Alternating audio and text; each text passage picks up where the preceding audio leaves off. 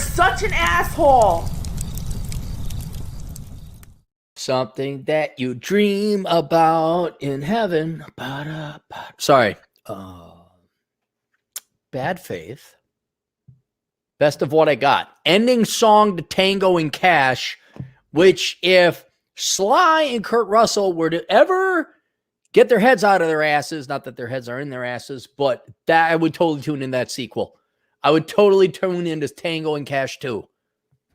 And all of you who are over the age of 35 would as well. We have a request. If you have a request, you could always go to assholeconsulting.com, where I, the world's only professional asshole and America's older brother, will tell you what I think as long as you give me money. And that's basically how it goes. And I talked to my old man, like, people pay you for what you think. I'm like, yeah, they do.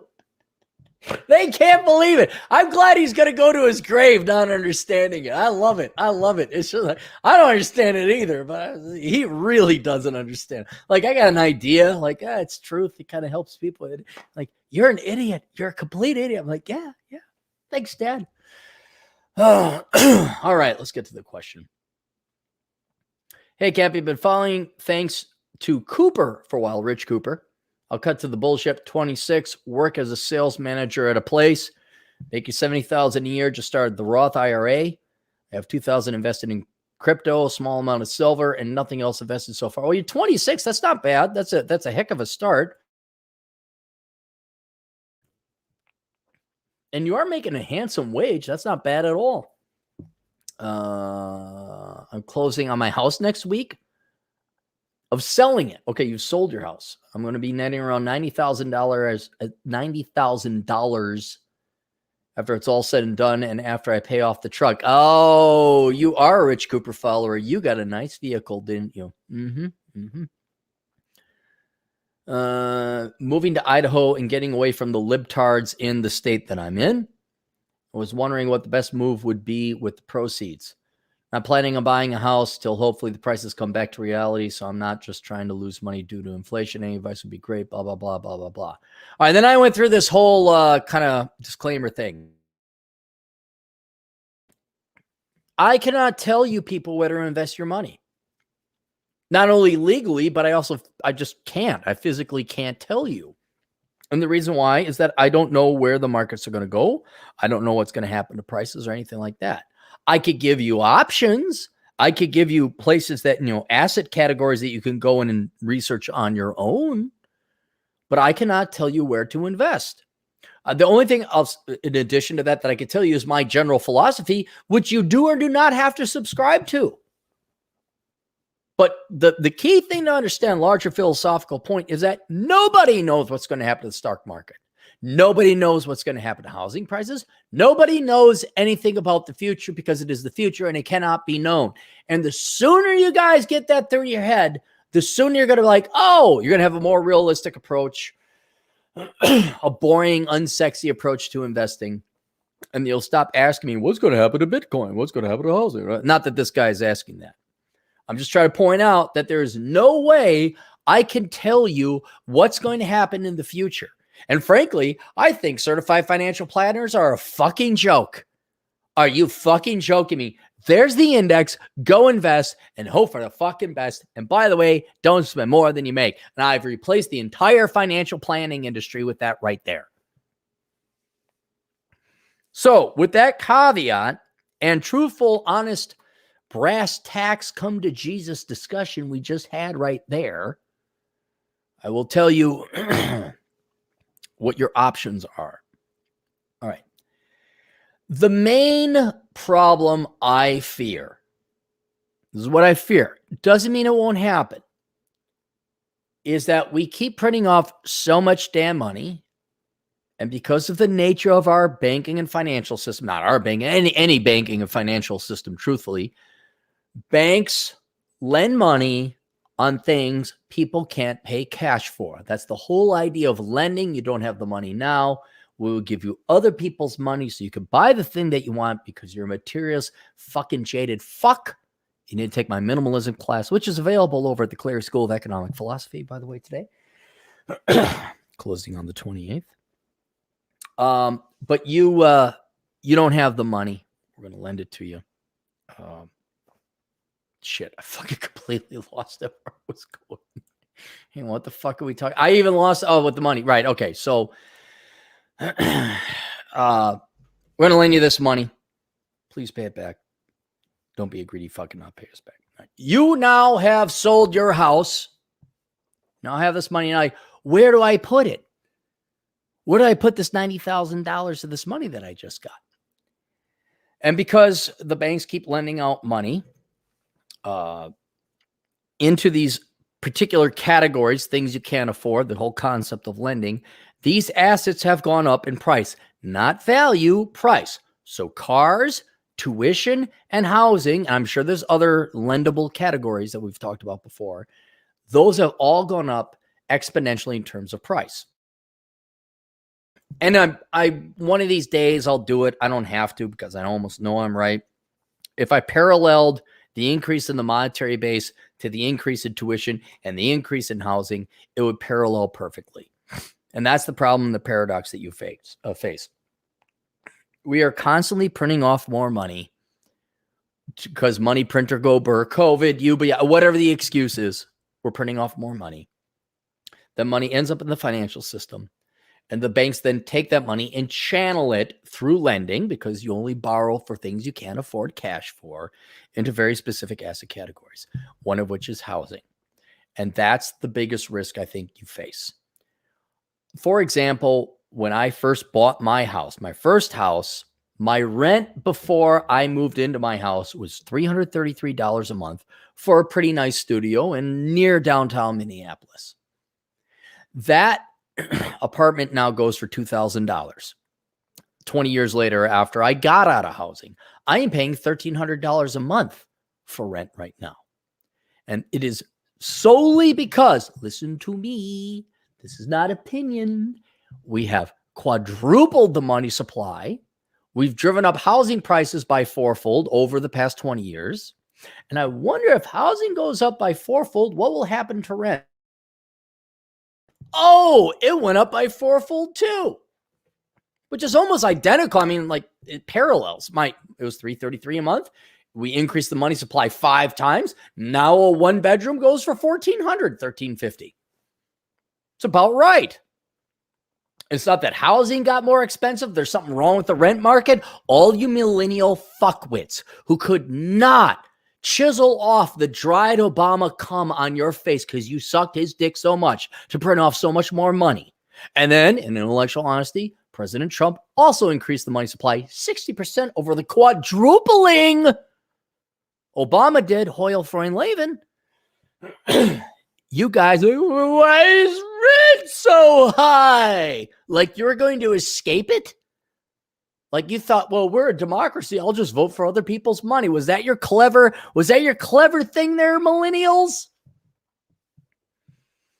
So the problem you face now is that we have Uncle Joe, and Uncle Joe is making money, printer go burr, just like all the Democrats and Republicans before him.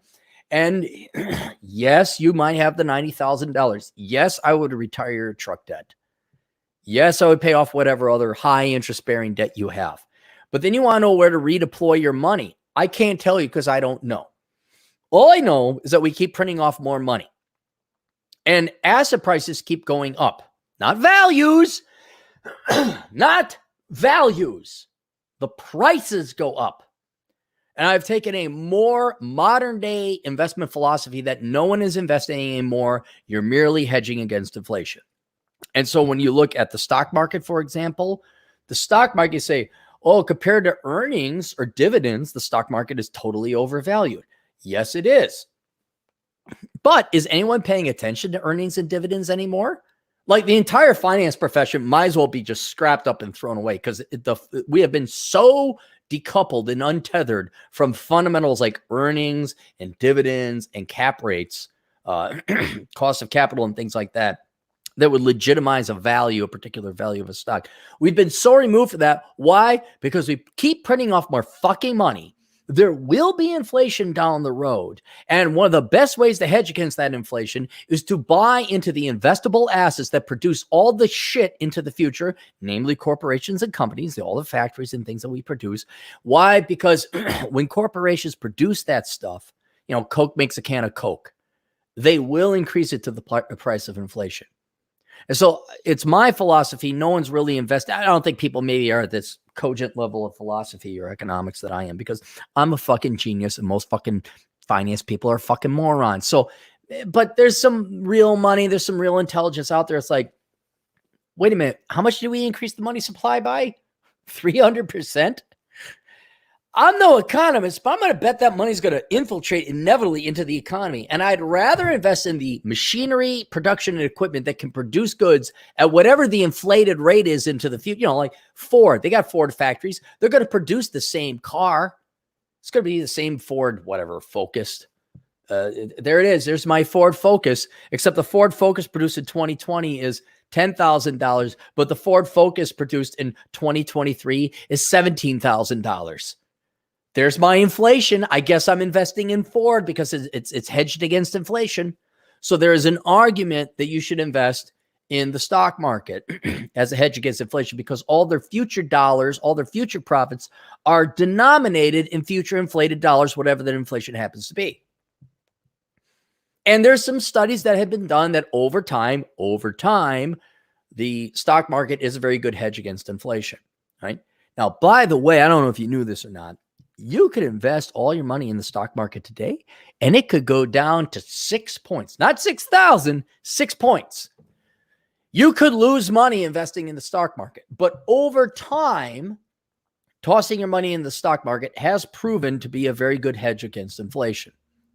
Then there's real estate, which is an interesting situation you present yourself into, because beforehand you were owning, you didn't pay rent. Now you're dumped out into a rental market.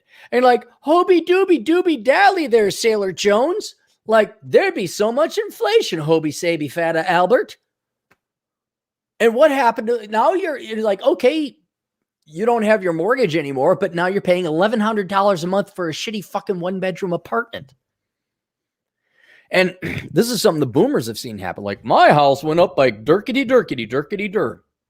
One set of my parents, because boomers always get divorced. It's the hip, cool thing to do in the 70s, y'all. One set of my parents, they sold their house and they went and rented. I'm like, bad idea, John. No one listened to Cappy. No one listens to old Capmeister. So they went and they had been in that house maybe 20 years. And then he went and rented a place. It was like $1,600 a month. I'm like, like, there's your mortgage. Why don't you just stay in the house? And everyone thinks you make all this money. Like, oh, I made all this money from the sale of my house. Until you're then either forced to, in your particular case, buy a new home at inflated prices or pay rent at inflated prices. Your purchasing power didn't improve. All you did was keep up with inflation. That's it. So that's the problem that I kind of got to face. Like, I don't know what's going to happen to the market, but I do know they're printing off more money. So you better fucking deploy your assets somewhere. Now, this is not a big stretch for me to recommend. I recommend a diversified portfolio. But you should have some precious metals. You should have some cryptocurrency. By the way, both might be a little bit pricey and overvalued now. Don't come up with your little excrement flowing vaginal quantahaha saying, but the price of crypto went down and I bought it $40,000 a Bitcoin. I told you it could go down. Housing could go down. Precious metals could go down. Just saying, a diversified portfolio of investments, including precious metals, cryptocurrency, real estate. You don't have to invest in an actual real estate. You can invest in a real estate investment trust. It's like a mutual fund of real estate.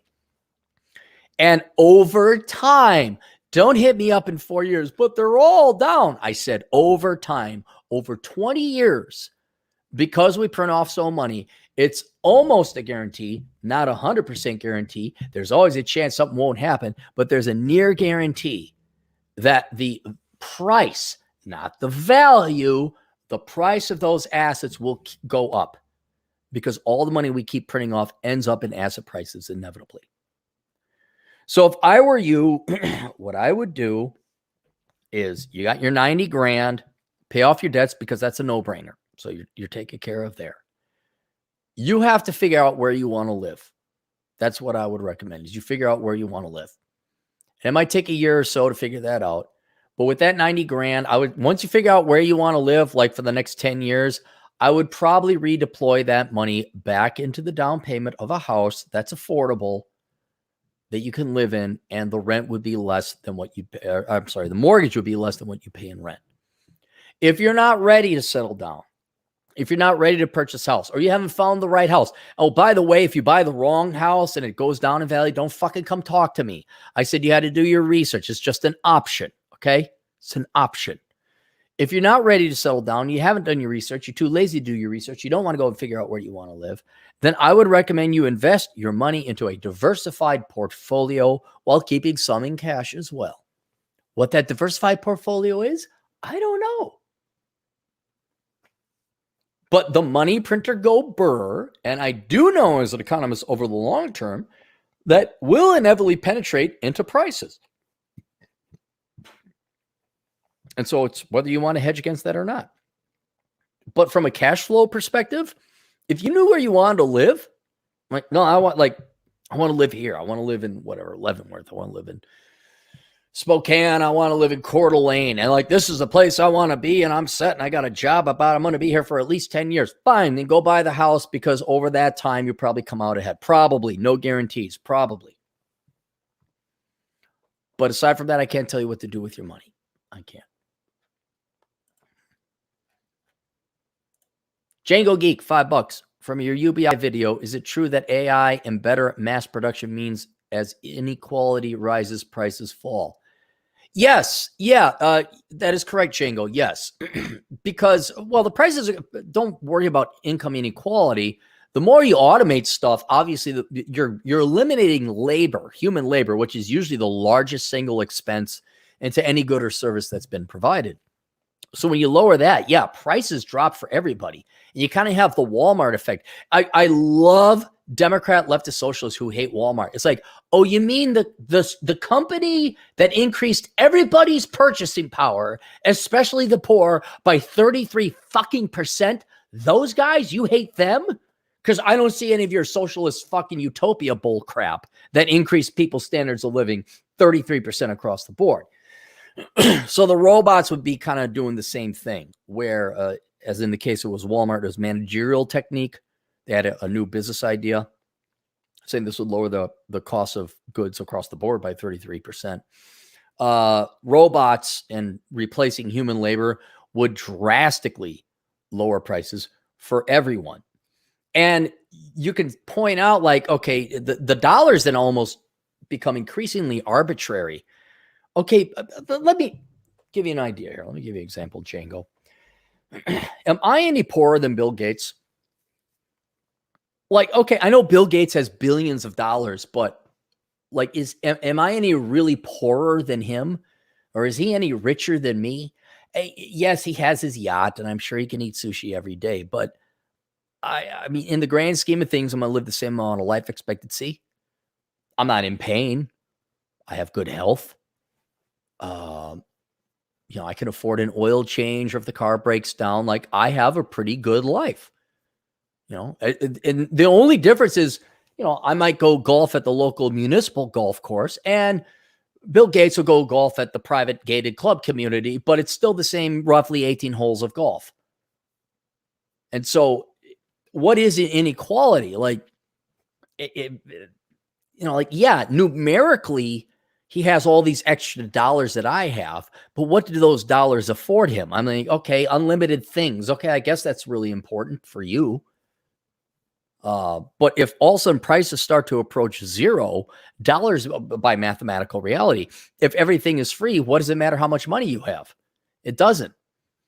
And so this is the good side of AI, is that it eliminates human labor, makes everything cheaper, kind of in a Walmart way. Everyone's standards of living goes up, and you don't need that much money. You don't have to work that much. which is why I said in the previous video before that it's all about ego. You know, Tina, the suburbanite princess who got her master's degree in social justice, she just can't sit and tolerate the fact that the best use of her value that society wants is for her to serve us a meal as a waitress. But she has to lecture and tell everyone what to think and how to feel and everything about traits and your gender and your race. And this is like, it's like, no, you're pretty worthless. We really just want you to serve us our burger and now go away. And here's your $3 tip. Thank you very much. So it's going to be a existential, philosophical, mental challenge a lot of people have. Like as the economy advances, like, well, yeah, I'm just a bartender. I'm just a bill on Capitol Hill. And then they'll always look, the bill. Jeff Bezos has 99 billion. Vladimir Putin has 120 billion. Look, they ain't even going to burn through $1 billion. What does it matter at that point? It's more of a representation of how much production and employment and contribution to the economy they did. It really is just more of a measure of how much better they are. But are they really richer than you? Yes, I know. They got a nicer house. But are they really richer? Is it really unequal? Because like you seem to have access to the same high quality food at the grocery store that Bill Gates does. It's not like Bill Gates's carrots are a little bit better or special. It's the same carrot.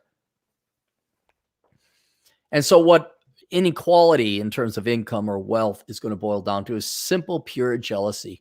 Just low IQ, petty. And I do mean petty. And I do also mean this, inferior fucking humans who can't just accept the fact like, hey, I'm going to live 79 years like everyone else.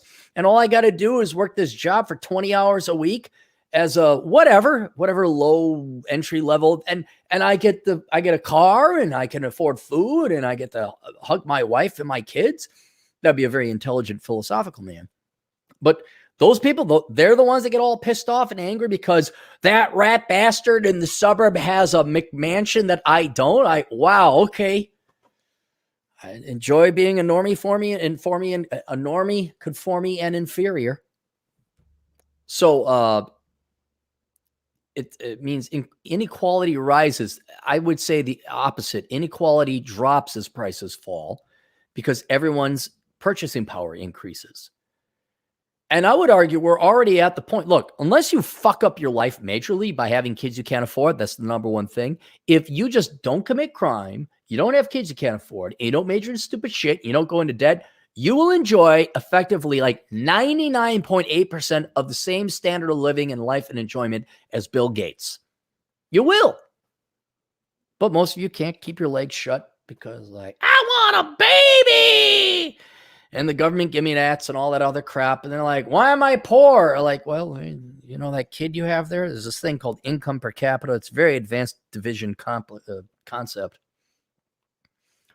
But no, inequality would, on a nominal level, if you were to look at like, dollars or market value, which is also a misrepresentation of people's true wealth. Like Jeff Bezos is not worth $99 billion. He can't just take all of his stock and dump it onto the market and get 99 million cash. There's not 99 billion in cash out there to buy up all of his stock. It wouldn't happen. Like a corporation would have to buy him out and then he'd get his 99 million. So even those numbers are distorted. But no, as prices fall, inequality decreases because everyone's purchasing power goes up. And I would argue beyond $500,000 a year, oh, I made 600 or I made 700. It's like, okay, you're kind of still taken care of. Risk from the Abyss 666, $5 for the Pokey Fund, my friend. Thank you very much. I got some leftover boneless ribs. There we go. That's it. Questions, answers, assholeconsulting.com. See you guys later, Toodles.